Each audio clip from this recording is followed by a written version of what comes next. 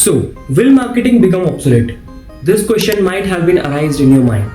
Whether you are a working professional or you are some aspirant जो कि marketing की पढ़ाई कर रहा हो.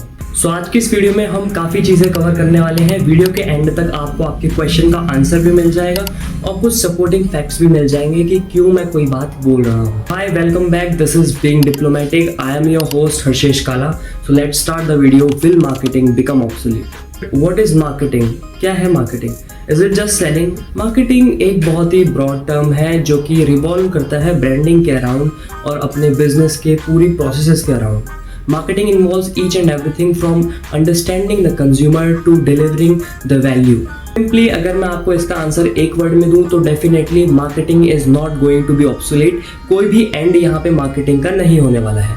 तो फिर क्या होगा? We know the evolution of marketing, right from the production age, product age.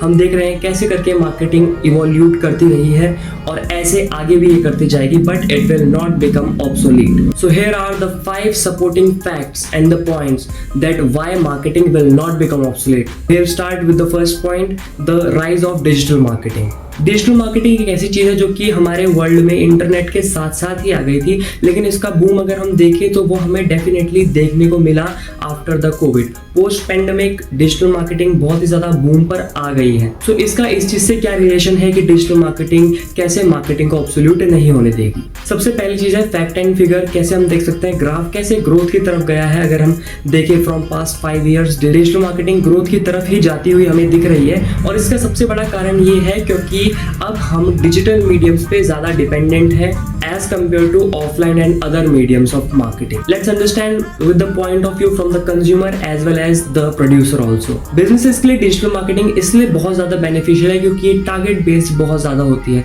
जो भी लोग डिजिटल मार्केटिंग से थोड़ा बहुत भी जुड़े होंगे या समझते होंगे उन्हें पता होगा कि क्यों डिजिटल मार्केटिंग बहुत ज़्यादा टारगेट ओरिएंटेड हो जाती है. इसके चलते बिजनेसेस की कॉस्ट रिड्यूस हो जाती है और रिजल्ट उन्हें काफ़ी अच्छे देखने को मिलते हैं. Similarly from the consumer point of view, we will discuss this point a little later in this video only.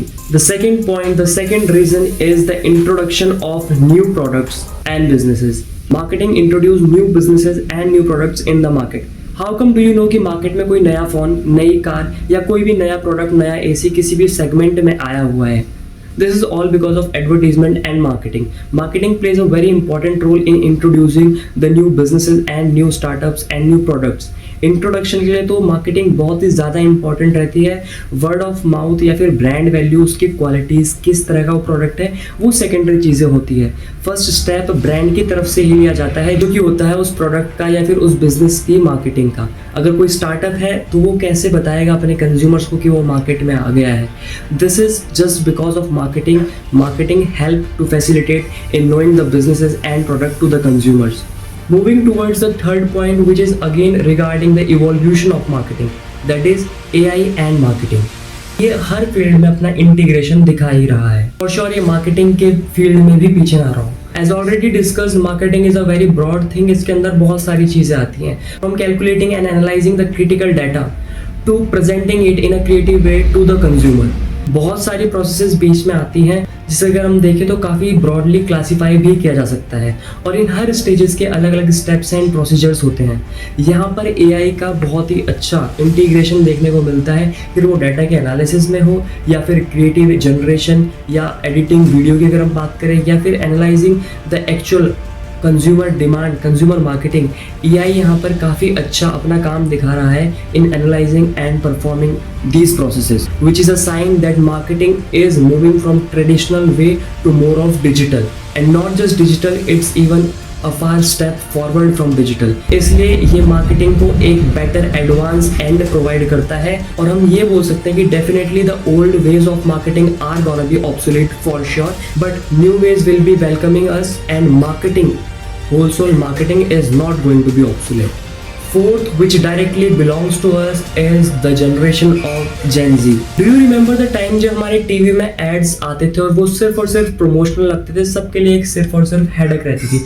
लेकिन आज के टाइम पे don't you search for your favourite mobiles advertisement. बात करें अगर जेन जी की, तो वो मार्केटिंग को किस तरीके से देखते हैं, टोटली डिफरेंट है from the older generation of our. यहाँ पर जेन जी जो है एडवर्टीजमेंट या मार्केटिंग को एक पॉजिटिव मैनर में इसलिए देखती है because they understand the purpose of marketing, it's about knowing your customer.